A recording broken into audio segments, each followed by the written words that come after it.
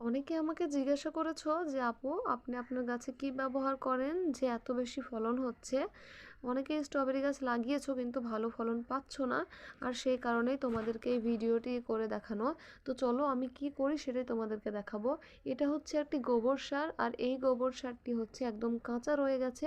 কখনোই ভুলেও তোমরা এই গোবর সারটি ব্যবহার করতে যেও না, তাহলে কিন্তু গাছের গ্রোথও ভালো হবে না এবং তোমাদের গাছ মারাও যেতে পারে। তো কী করবে সেটা তোমাদেরকে দেখাবো। চলো আমরা সর্বপ্রথমে চলে যাব আমাদের গোবরের একদম নিচেকার যে লেয়ারটা আছে সেই লেয়ারটা তোমাদেরকে দেখানোর জন্য।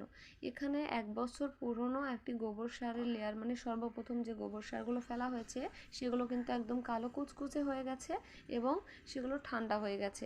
এগুলো কিন্তু কোনোভাবেই আর গোবর নেই।